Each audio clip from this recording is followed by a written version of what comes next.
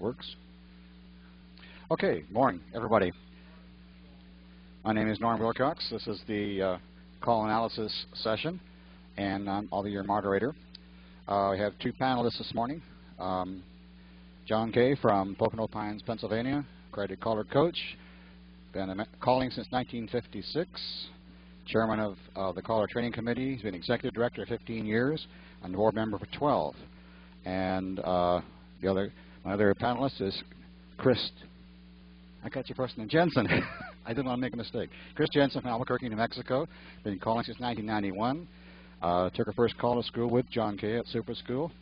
Attended CALLERLAB in 1994. Member since then. Belongs to the Advanced Challenge, Women in Calling, Mainstream and Call Definition Committees. Going to be talking about the call analysis sheet and two separate presentations on the same subject. And we have some handouts up here.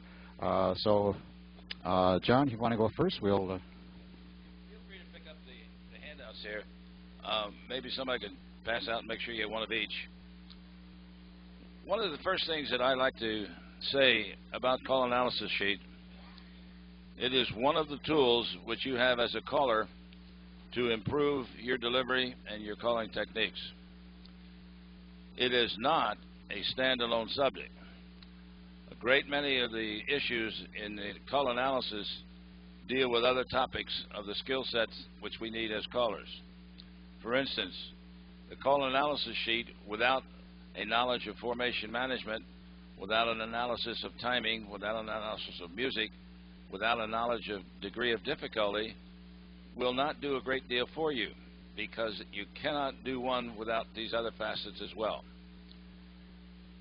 When you look at the call analysis sheet, if you'll take the one that says Analyzing a Call with the CALLERLAB logo on the top, this was a call sheet which started with the Willamette Callers Association, and we modified it.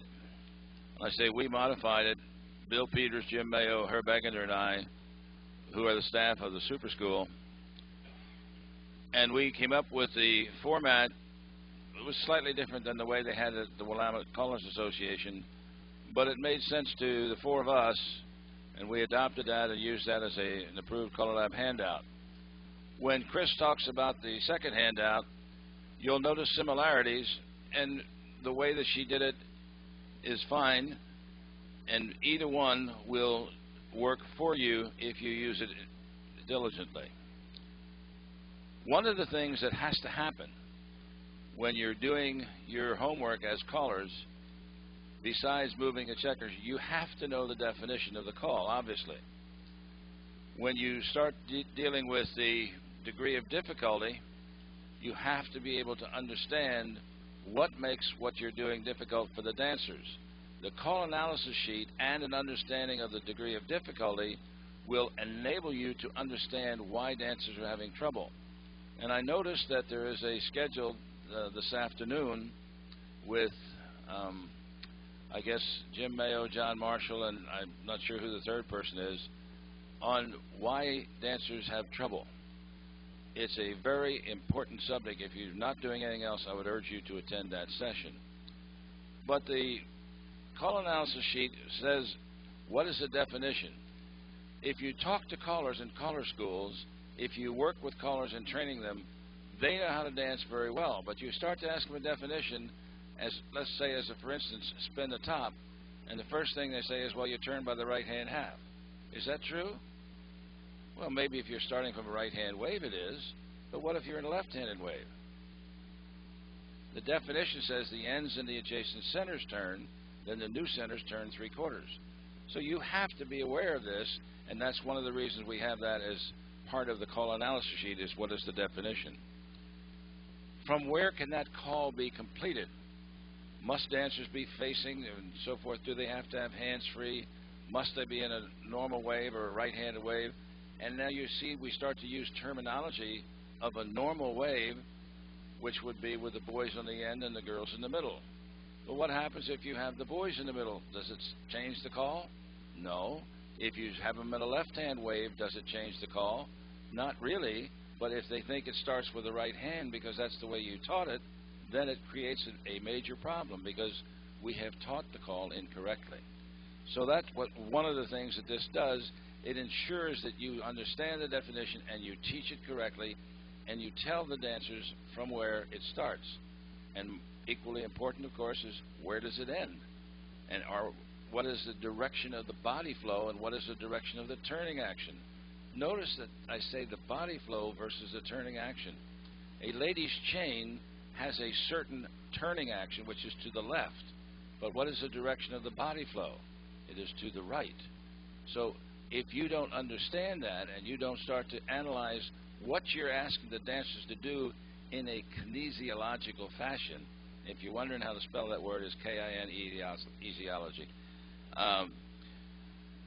You have to know that if I said sweep a quarter, the action would be to the right. But if I said and a quarter more, it's going to be to the left. So there's a difference, and the call analysis sheet makes you understand the calls that you're using. A frequently used singing call figure is if you have the dancers rotated the whole square halfway, and they call do-sa-do your corner 8 chain 4, swing. What is the body flow? The last hand for 2 people is to the left, and now we're asking the man to totally reverse his action and turn to the right. It's a terrible combination. Call analysis sheet allows you to look at that and say, what can I do to smooth that out? To part of getting into the smooth dancing, what can I do to make that call less difficult for the dancer? It says, skip the do-sa-do, do an 8 chain 5. Alaman left, come back and promenade. Same dancer, same timing, same metering, but the flow is good. Call analysis lets you see that and understand that. If callers have done their jobs, you would never hear a caller say star through and veer left. If you think that's true or is not important, try calling star through and veer to the right. The guys won't stand for it, but the gals, bless their heart, let us get away with it all the time. You should never call star through and veer left. Having said that, however, if your timing is right, it's not too much more than a lunge and recover. As you do in round dancing quite frequently, a dip and recover. Because you star through veer left, it's kind of moving and then coming back. Same thing is true if you're using a plus program and you use the call chase right. Terrible body flow for the ladies if you say pass through and chase right. Total reversal of direction. What is a better combination? Walk and dodge chase right, because as the gal's sliding over, she just continues her turning action to do the modified zoom. So the call analysis sheet lets you look at that sort of thing and figure out ways to make it easier for the dancers to succeed. One of the things that I suspect we dropped the fan the top from the mainstream program was because callers either didn't like the call and didn't use it and it fell into disuse, or they didn't know how to make it smooth for the dancers and the dancers had trouble with it. For years, Bill Peters and I had discussions on what are the common ways to ensure success with fan the top. And Bill, being an old traditionalist, said that you do a swing through, box to net, fan the top. But where are the dancers in today's choreography when you say swing through and box to net?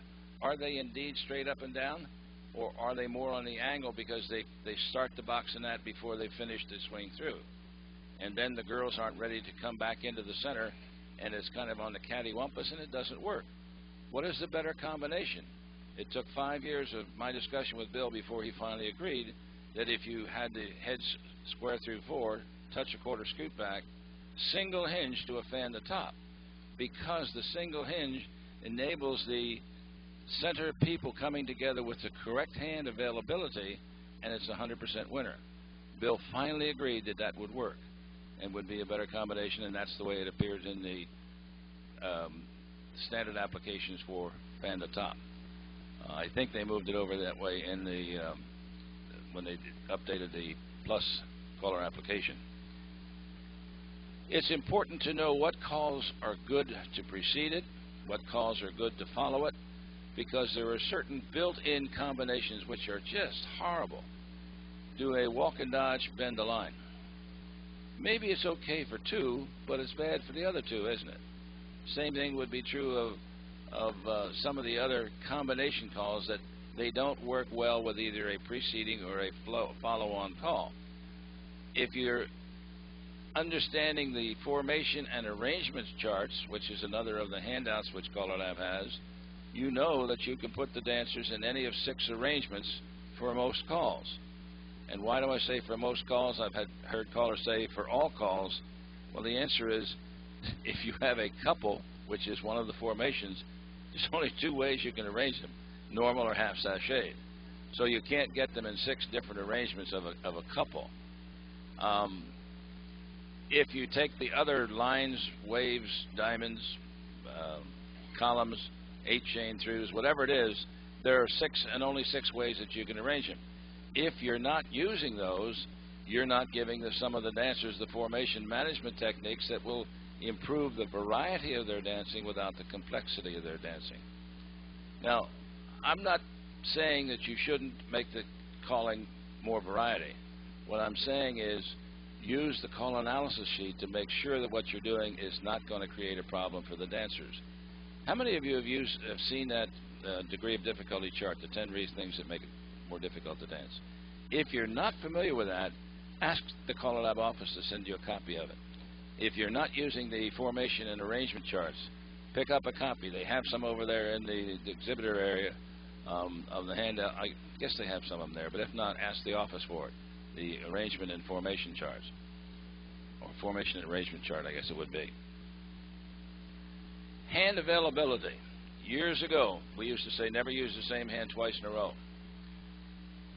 When Scootback first came out, and I don't remember the date exactly, I know I fought it, because I said, well, you're holding hands in the right-hand wave, you do a Scootback, you're extending right hands, you arm turn with the right hand, you step back to right-hand wave. That's a right, right, right. That's no good. And then I started to do a little call analysis sheet before we even had these things, and I said, well, if I step forward, that's kind of a no-hand action. If I turn by the right, that's okay. And I step forward, it's a no-hand action. And if I have the centers trade, then that's the left hand, and that makes it okay for me. And then I said, well, you silly idiot. A scoot back is nothing more than an interrupt, and the centers trade is nothing more than an interrupted swing through. And then it says, okay, John, you can go ahead and call it, because you're not violating the fundamental rules. Subsequent to that coming out, we've modified our thinking and we've modified our nomenclature to a degree of saying it is the hand availability which is important, not the hand usage. For instance, if you do a head square through 4, what hand is available for the man? The right hand is available because the last hand is a pull by with the left. But the gal uses her left hand, doesn't she? So that's not a good combination to do a square through to a star through. So what did we do? We said, well, we can do a slide through, which is a star through without hands. And you can argue that issue with me, but I'd be happy to talk to you. But if you think about it, indeed it is a star through without hands. So we said, okay, if we're thinking of the dancers and the hand availability, we would say square through 4 and slide through. Then it doesn't affect either uncomfortableness for the girls because the hand is behind her as she does the pull by. So that's the sort of thing that I think you need to use in order to do the call analysis sheet. What I tell callers in caller schools is to take a copy of that, make 200 copies, fill them out, make a 3-hole punch and make a notebook. Fill it out for every call that you use on every program that you call, whether it is the mainstream, the plus, the advanced 1 or advanced 2, or any of the challenge programs. Fill them out so that you know these are the tools that I can use. Understand how they interact with other facets of the formations, the arrangements, and the degree of difficulty. Because if you look at all those things together, we can make dancing awfully tough because we as callers get bored. And I think that dancers are not bored at the mainstream or plus program or the basic program. We as callers are boring. And I think if you think about that for a little bit, there's a big difference between boring dancers versus callers who are bored and therefore they want to expand. Callers became callers in many instances because they like the choreographic complexity. They like the puzzle solving. Dancers aren't interested in that. And I'm appalled at some of the callers that I see who try to make dancers think like callers in order to survive. I don't think that's our job at all. Our job, I think, is to make it as easy for the dancers to succeed as possible. Can you get 100% winners all the time? Probably not, but you can try.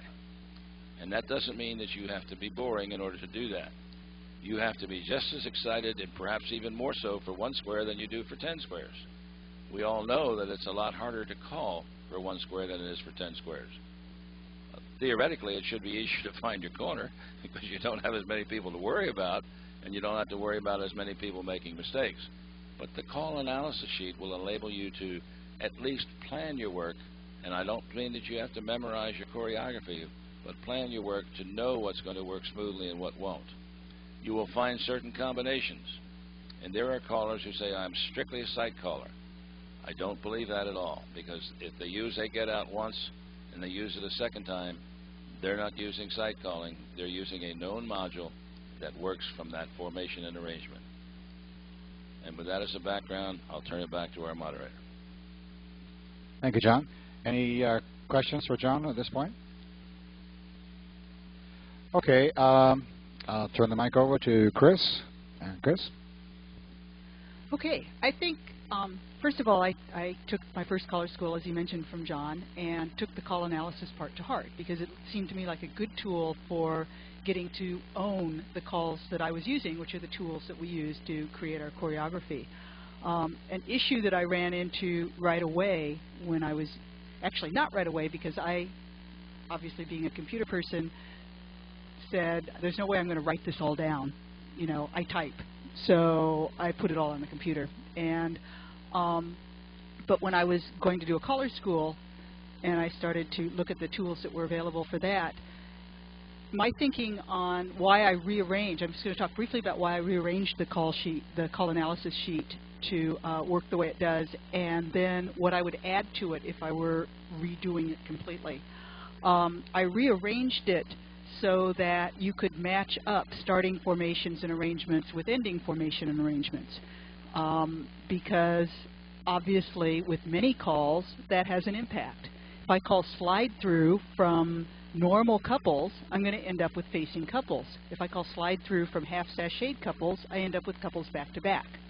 So the arrangement has an impact on the ending formation, and I wanted to design a sheet that would make it clear what that relationship was. So with this one, you can put a starting formation and arrangement and match it up with an ending formation and arrangement. So I just, to me, that was just making it easier. And that was really the only big change I made to the sheet. I sort of did some organization things to talk about the starting part of the call versus the ending part of the call, but everything else, the information is all the same.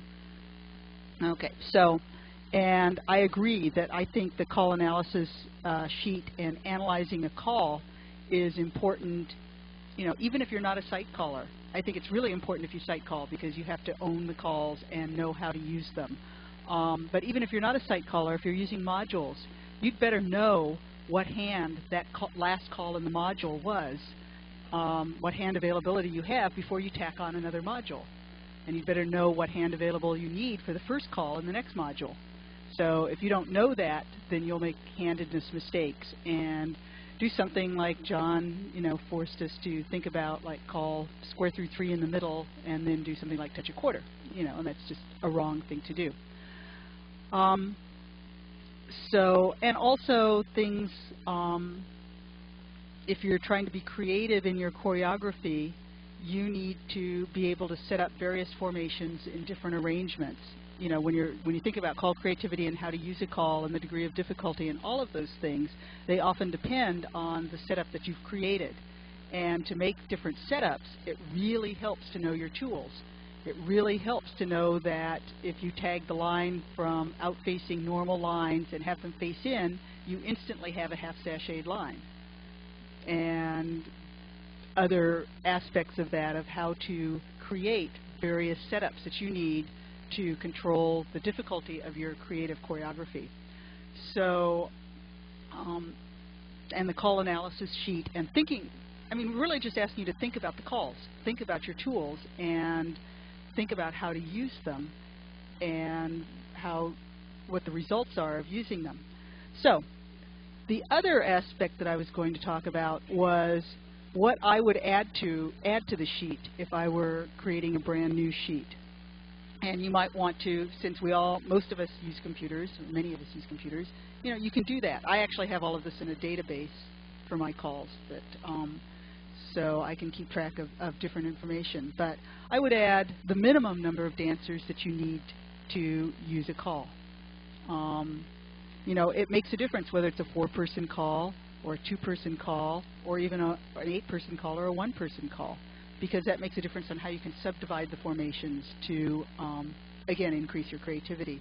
So I would add that. I would add the, if I call plus, which I do, I would add the roll direction after the call, what a roll will give you. Because when you're calling plus, that's important information to have. Okay. I would add the sweep a quarter direction. Okay, just because sweep a quarter is listed as a call, so if you're doing your call analysis, you might say, well, sweep a quarter is a call, but how it works is totally dependent on the preceding call. So to me, it makes sense to add it to the calls themselves and say, well, can I sweep a quarter? What's the direction of the sweep a quarter? Okay, and obviously then that gets back to depending on your starting formation. The sweep a quarter direction after a if you believe you can do this, after a recycle depends on whether you started from a left-handed or right-handed wave. So that makes a difference. I might add something like the number we have here, will dancers be facing on the call analysis sheet, and how many. I might change the location of that to reflect the starting formation and arrangement, because obviously for some calls, the number of dancers facing depends on the arrangement. And again, you can go back to slide through. If I do slide through, as I said, from normal couples, all the dancers are facing. If I do slide through from half sashayed couples, none of the dancers are facing. What if I do slide through from 1 sashayed couple and 1 normal couple? Okay, 2 of the dancers will be facing and 2 not. If you're trying to be creative, that can make a difference. And if you want to own the calls, you need to know that. I might add, and this goes back to what John was saying about knowing your degree of difficulty and controlling your degree of difficulty, I might add information about what the standard usage of the call is. And that's available in the CALLERLAB Standard Applications book. Well, that's something that it might be useful to have in your call analysis thinking. What are the standard applications for that call? And so that you know, as you use the call, when you're being easy, when you're being hard, and you can control that. You're in control of your choreography that way. I might also add something about, and this is for my creative purposes, can you fractionalize the call? If you want to think outside the box a little bit and be creative, what happens if you say do half a scoot back? Something like that. So that's something to think about when you're analyzing, or something that you can put into your toolkit when you're analyzing a call. I might add, instead of just what are the good preceding calls, considering body flow, I might add, what are the calls to avoid? What are the no-nos? Don't call this call after you've called this preceding call. Or I might add for calls to follow the call, what are the bad ones? Don't use these calls. And so that I have that, and I've done all that, obviously I've thought about that. And then finally, as I've grown in my sight calling, there comes a time when I want to know more than what the call does to the formation and arrangement. I am starting to get interested, and this is just fairly recent for me because I've been focused on these other things, started to get interested in what it does to the sequence of the dancers and what it does to the arrangement of the dancers. Okay, the last 2 parts of the phaser acronym, which, as you know, is formation, arrangement, sequence, and relationship. And I want to start thinking about what it does to the sequence and what it does to the relationship. Simple things like, does this call move one of the dancers across the set? Can I use this call to pair up some dancers? AC-doocy is a good one that I use when I know that my ends are in sequence and my centers are out of sequence. Okay, I can call an AC-DC and get everybody in sequence, and that can help for some things. So again, that's all stuff that you can think about when you're analyzing a call, and this is something that I've started doing, and you might consider this. The call analysis sheet is a start, and it has really good information and really important stuff as you start to work on analyzing a call. There's more information that you can use when you analyze a call that you can keep track of, and I would really recommend doing it because it can really help you think about the calls and how to use them, and if you choose to get creative, how to make your creativity work for the dancers, considering flow, hand usage, and degree of difficulty. Are there any questions on what I did with my sheet? Here's Norm. Thanks, Kris. John would like to make a further comment. In looking at Kris's sheet, the thought occurred to me, if you put the ending formation on there, which I think is a great idea, you might also ask yourself, how do I normalize this? Because the word normalize has the arrangements with the various formations that we use. In lines of 4, for instance, it means the girl is on the guy's right. That's a 0 line. If we had 0 waves, it's boys on the end, girls in the middle, right-handed waves. And when she talks about the recycle and the sweep a quarter, it varies depending on whether you're doing a normal wave or a left-handed wave. So you might want to add a little section underneath there on her sheet that says what body flow will exist and so forth. Where do they end up there on the ending formation, call end? Does it require normalization to go on? Because we can do certain things from 0 lines or 0 waves or 0 columns that we can't do from other arrangements. And you start to do that, you now begin to expand that, and maybe you could take an additional further modification to Kris's sheet on the call analysis. The information is on both sheets. It's how you want to use it. And as she was talking, I thought, gee, if we could just add a little box there at the end of the call, do we have to normalize it? Or can we normalize it? Or what calls will normalize it? Just as she's talking about changing the sequence. And you'll find that depending on the formation that you're using, there are certain calls which do certain things. For instance, when you're working with waves, hinges work very well to make a change in the arrangement or the formation. If you're working with lines, tag the lines work well.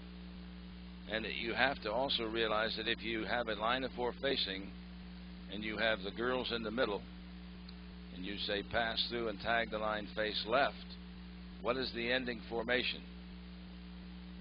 It's an offset 2-face line. Why is that important? Because the dancers are going to feel it's awkward because they're offset.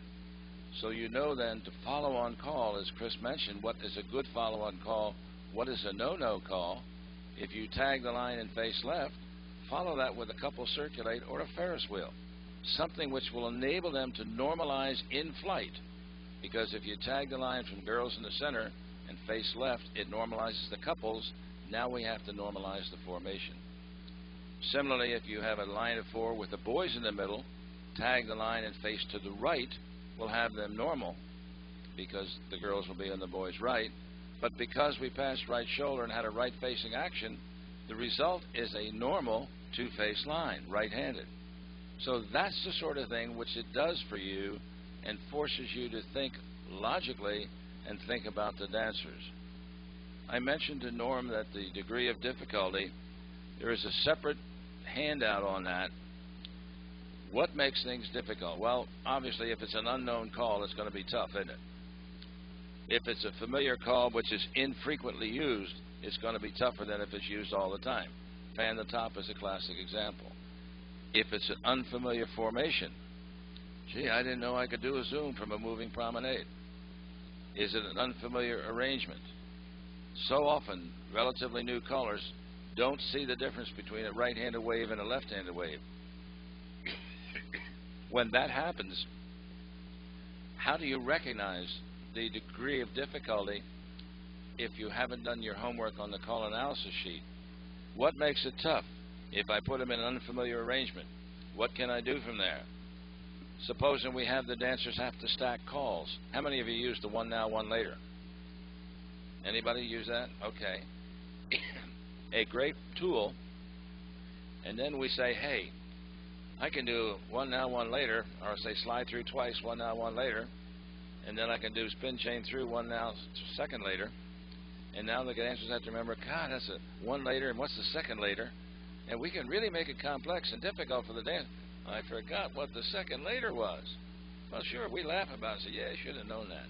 Doesn't work that way. We ask the dancers sometimes to keep track of too much. Next one I think is a favorite one of mine. Forward, up, and back you reel, pass through, and bend the line. Yeah, right. When you hear the term ladies lead, what are you going to expect for the next call? Beg pardon? Dixie style. Have you ever heard a caller say ladies lead, flutter wheel? What does your call analysis tell you about that combination? A ladies lead, the man anticipates it's going to be a Dixie style. What direction does the man go when he hears ladies lead Dixie style? To his right in order to do the left touch a quarter. If you say ladies lead flutter wheel, where does the man have to go? Has to go to his left. A bad combination, as Kris points out. What call should be avoided? That's part of the understanding of the degree of difficulty. That's part of understanding your call analysis. And whether you use one form or the other makes no difference, or modify it yourself. What's going to work for you? It is not just a standalone process, and I can't emphasize that enough. So ask the CALLERLAB office for that factors in square dance difficulty. That came about, by the way, by John Sobolski was working for Xerox at the time, and they allowed him 10% of his working hours for a project of his choice, not having to be related to Xerox. And he came up with a degree of difficulty in square dancing. Is the smoothness there, or is the smoothness lacking?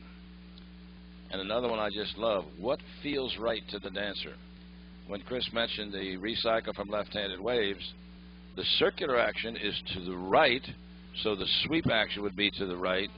But more importantly, if you do a normal Dixie style to a wave and the boys trade and recycle, what is the arrangement when you finish that after the sweep a quarter? Normal, facing, couples. It feels like it's right. If you have the dancers end up in a left-handed formation or a half-sashayed formation, what do the dancers think? I must have made a mistake, and they try to correct it. Not necessary. If you've done your homework, you know that it's going to feel right and it's going to be easier. And lastly, in the degree of difficulty, the compounding of several of these things together. Use an unfamiliar call in an unfamiliar formation in an unfamiliar arrangement with a one now, one later, and boy, you have really made that tough. Can you break a floor down? Eddie in it can do that. It takes talent to keep the floor dancing the whole time. Thank you, John. That's all very, very true. Just on a side, if I read John Sobolski's article, and it's fascinating reading, because what he does, he goes into the actual amount of information that the human brain can process and how fast it can process that information. And it really makes fascinating reading. And I forget exactly what the article is called. It seems to me it's called What Makes Square Dancing Difficult. I believe that's what he called it. But if you want to get a copy of that article, see John around. You can't miss him with that white beard of his. And ask him for a copy or ask him to send you a copy. The office has the copy? We also have a second one written by Mike Jacobs entitled How Hard Will It Be? And Mike Jacobs refers to clue words, not necessarily cue words. And that would be where you might mention that you will end up in a right-handed wave or a two-face line, whatever it has to be. You're giving them an idea where they finish. One of the things that happens as dancers get to know a call, we as motor mouths continue to tell them what to do in a teacup chain, for instance, and they try to do that in addition to how the call goes. If we would just stay the heck out of their way, they'd have a good time. Yeah, I had something in mind I was going to say. Oh, it doesn't matter. It's gone. Yeah, okay. By all means, pick up some document or pick up them all up, because one of the things which does make it hard for us is to recognize when it's hard for them. But the answer is, what does make stuff hard? And until you get a feel for that, you can call the greatest material in the world, and it flows beautifully, it's great timing, but it's so difficult that nobody can dance it. So by all means, pick up one or more of these articles and read them and digest them. One of the comments that Kris made, or John both, I think, about the call analysis sheet itself, if it doesn't fit the way you think, nothing wrong with scanning it into your computer or downloading it from the website into your computer and changing it the way you want to see it and then print it out for your use. Kris has done this because she felt this is a better way for her to do it. There's nothing to stop you from doing the same thing. So keep that in mind. Just a few comments on this. Whether you're calling standard material or creative material, you do need to know what are good calls and bad calls to precede a call that's on your sheet, and what are good calls and bad calls to follow those. Put both of those down so that you avoid the bad ones. All of this has to be done in order to maintain good body flow and good timing, because that's our job, to maintain good body flow, good timing all throughout the dance. One of the things which hasn't been touched on a lot, but I think deserve mentioning, and that is going back to the very first thing you put down on the sheet after the call name, and that is a definition. You should all have a copy of the latest definitions, for CALLERLAB definitions, and they are available from the home office or they're available at the website to download. And write the definition out on the sheet. This makes you think about the definition, and then every time you teach that call to one of your classes, go back to the definition and read it again. I write a note service, and I do this every time. I read the definition, and it's amazing. You read the definition, and all of a sudden something pops out of that definition that you hadn't thought about. We all think we know how a call should be done. Read the definition to see how the actual definition says it should be done, which I think is a very, very important part of this. So those are my comments, and John and Kris. And have you anything else to add, Kris? Yeah. When I read the description of the session in the directions notes, it sounded like they were focused a little bit on teaching callers rather than calling yourself. And so if you are teaching callers to use this, you know, obviously you want to emphasize why it's important to own a call and to know how to use the call. You might also want to emphasize, and particularly in this day of computers where it's really easy to cut and paste and copy and things like that, that you need to do it yourself. If I read John's call analysis, you know, that's not going to do it for me. I haven't done the work. I haven't done the motor stuff of actually typing it or writing it in, and it's just not going to sink in as well. You need to do this yourself. You can't just get my set. You know, I've got it all on, you know, on my computer. I could just sort of give you my call analysis, but that wouldn't do you any good. You've got to do it yourself. Just like pushing checkers. You know, you've got to do that yourself. You've got to do this yourself. You have to own it because it helps put it in your brain. Thanks, Kris. How many of you use this call analysis sheet? How many of you used a version of it? I recommend that those that haven't used it to look at it as a tool. There's a lot of work involved. It's not going to be done between now and tomorrow morning's breakfast, but the amount of time you put into it is going to pay you dividends down the road. So take the time to take these sheets, fill them out, and make you think about the calls. And the more you think about the calls, I think the better caller you're going to be. Okay, any comments or questions? You all know everything, Dennis. Kris? Okay, so what would you add to the sheet? Can you think of things that you want that are important to you when you're trying to own a call, when you're trying to learn that call and know how to use it in your choreography?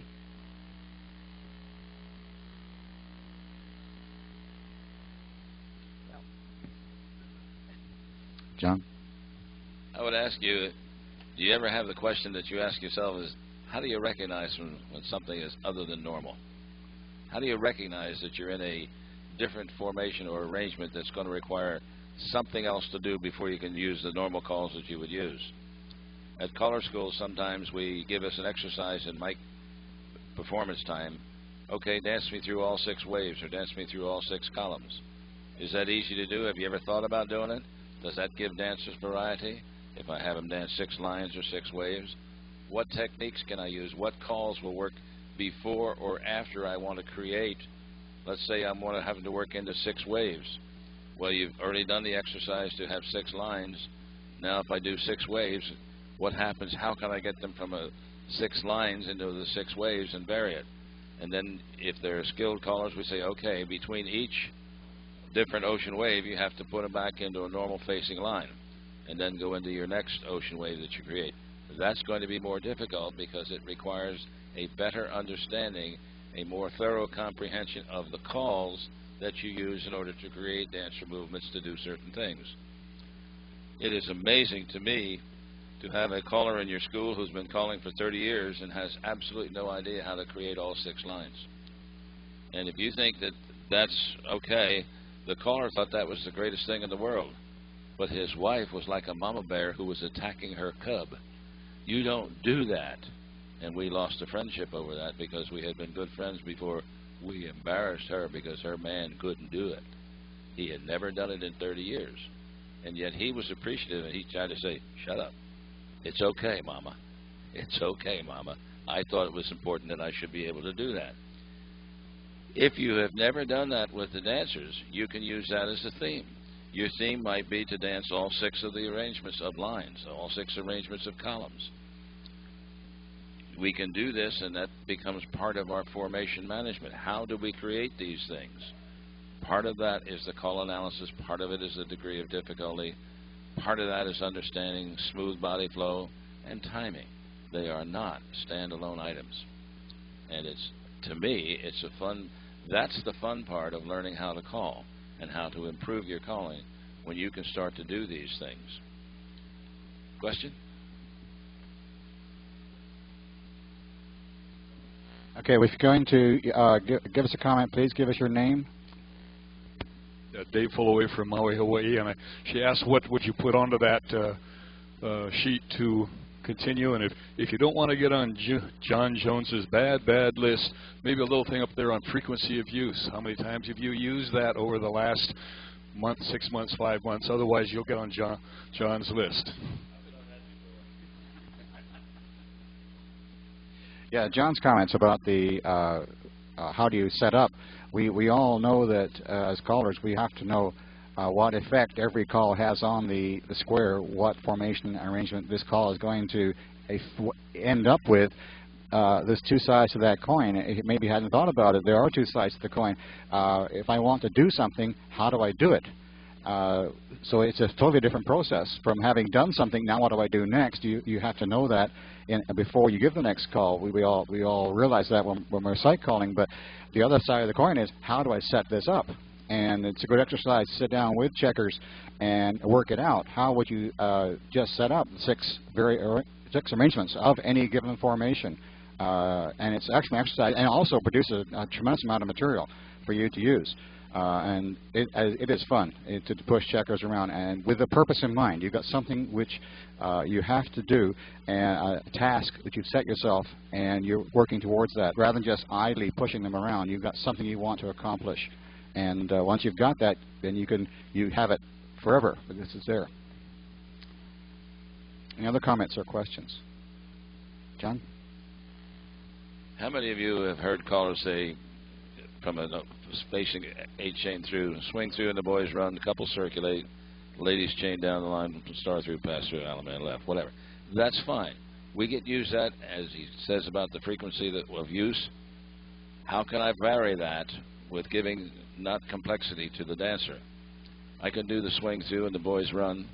I could use couples hinge, but that's not frequently used, so that's going to create some degree of difficulty. And that's going to create a tidal 2-face line. Center couples trade, and with the ones you meet, wheel and deal. Same thing as if I had swing through, boys run, couples circulate. Same ending. What do I do after that? I now have the facing lines, and I would say star through, pass through, element left, or trade by, element left. So that's the kind of thing that is a continuation of this call analysis I can do that variety. I'm going to create some degree of more difficulty because I've used an infrequently used call, which is a couples hinge, and the center couple strayed. It's not as familiar to them.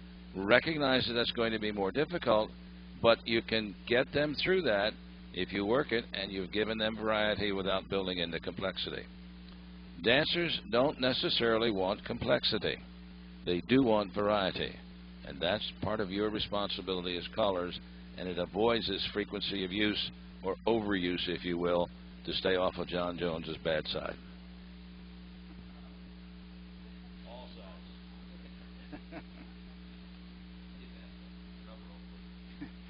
sides.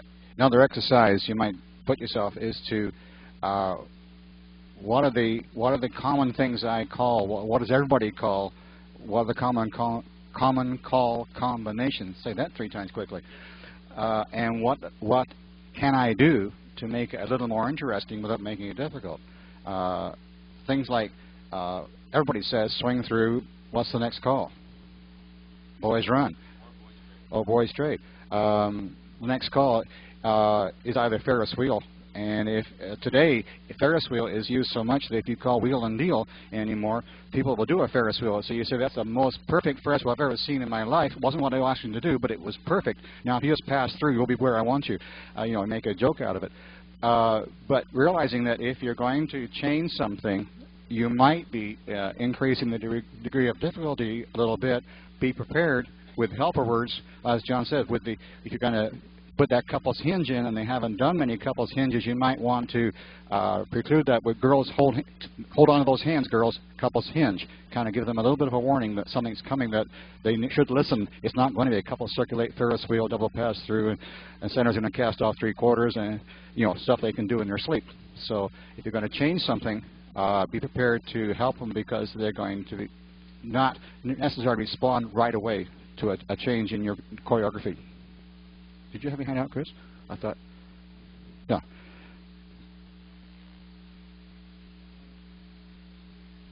Hi, John Marshall from Virginia. One thing that I've found that helps, because all of us, I don't care who you are, we all fall into certain patterns. You know, things just fit together right. You know, we know that, and we're comfortable with it. I have set myself a task from time to time. I'll tape a dance just because I may well have not been thinking about what am I doing too much of. And I'll listen to that, and then I'll think to myself, okay, I'll pull something out. Any one thing. So that's not something I have to do every week, but I'll pull one thing out, and I'll say, okay, how would I get that same result? How would I get to point B? I'm always getting to point B like this somehow or another. How many different ways can I find to do that? Now, and you're going to throw something, you'll find something that you obviously look at and say, I ain't calling that, you know, and that's okay. Throw it away. But, oh, I never thought about going there that way. And what you're doing is just challenging yourself, you know. So it's how else can I make that same exact thing happen? Because to the dancer, it feels completely different. That's the variety that John's talking about. But it's not necessarily harder at all. It just makes you think about it, you know, all of us think about it a little differently on how to do the same thing I've been doing, but how can I make it feel different? Quite often that feel thing is when we get away from that. Even when we're teaching sight calling, you know, is how do you make it look different? Well, how do you make it feel different, but do exactly what you've been doing? And it's a good drill I have found.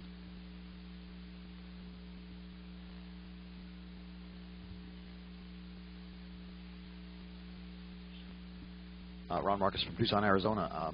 One of the things that came to my mind is a sort of an extension of the call analysis, but it might be helpful also is as you're doing, when you complete the call analysis sheet, write a few little modules or equivalents that will work for that call, because one of the most powerful things you can do at a dance is decide that night you're not going to call something. You're not going to call square through. You're not going to call swing through. You're not going to call spin the top. But you know you've written out, when you do your call analysis, you've written out some equivalents and modules that will work, especially equivalents in this case, that will work instead of the swing through, or instead of the right and left through, or instead of the square through, and construct the dance that way. But when you do the call analysis, you'll be able to come up with these little modules and equivalents that will go along with it. Modules to help you teach the call, maybe, or to use the call if you want to use the call. Equivalents to allow you to not use the call. I mean, it's tough. Try to call a dance sometime and don't say square through, or try to call the dance and don't call right and left through.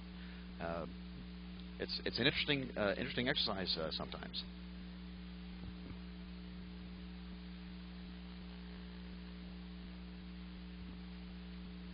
When we do caller schools in Europe, one of the questions which frequently comes up says, dance them into a two-face line. You would be surprised at the number of callers that, how do I get them into a two-face line? One of the things that they do in Europe fairly commonly is from lines of four facing, right and left through and a quarter more. You have to understand the body flow in order to make that work, but it's a great way to get them in a two-face line. And for the advanced callers, or not people who are calling the advanced program, but the experienced callers, what they will do when they do some sight resolution techniques, they'll tell them, okay, what method are you going to use to resolve the square? And then maybe they'll say, okay, you can't use right and left through to resolve it. That's going to become a degree of difficulty for the callers because you've taken away one of their tools. Now you sit there and say, okay, you can't use a two-face line to resolve the square.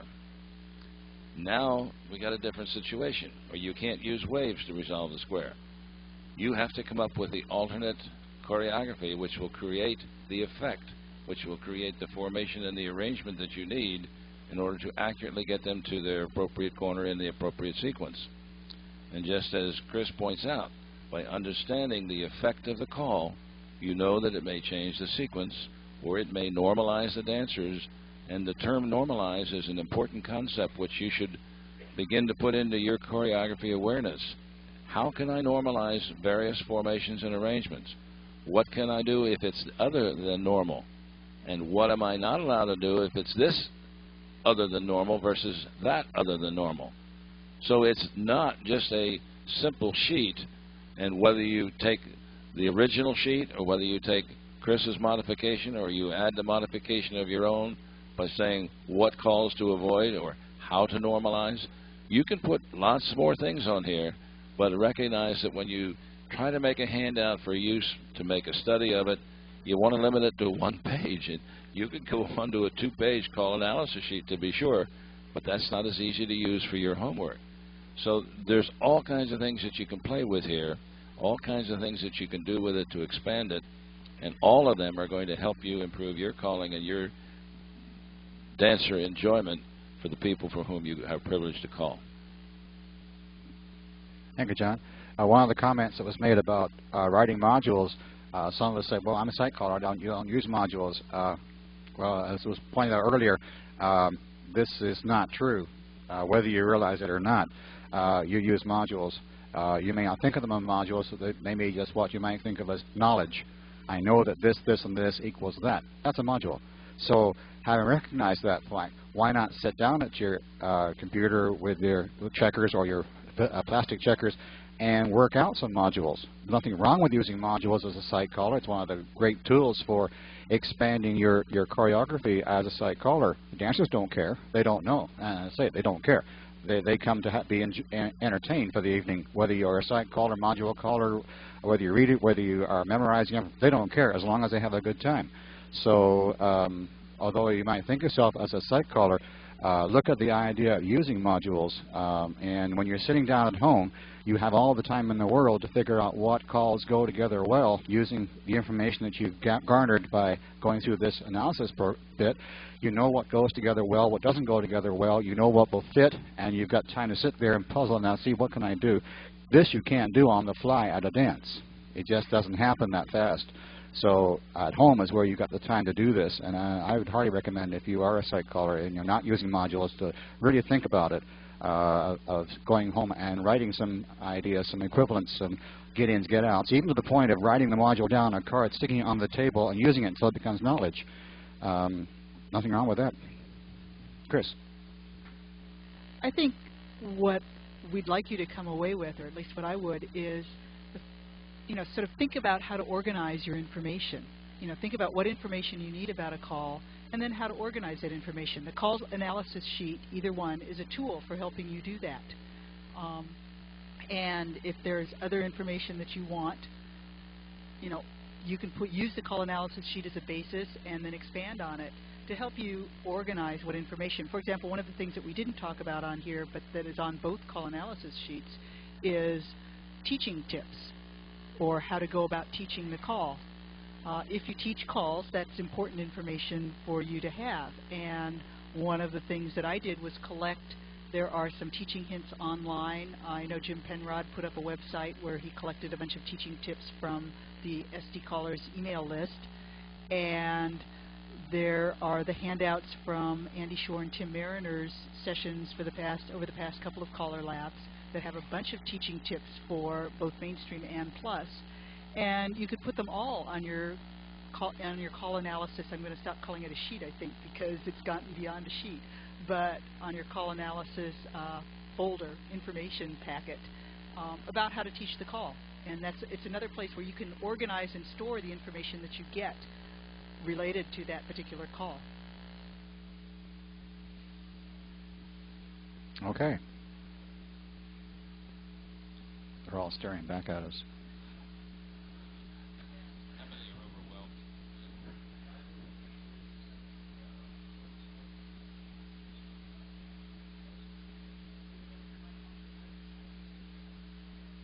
I couldn't hear it over here.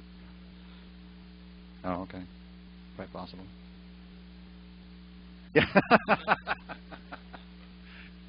The reason we're laughing is a comment was made about the remote mic picking up a buzz from Kris's computer, and neither John and I could hear it, or Kris could hear it, but the comment was made, maybe we'll hear it on the tape.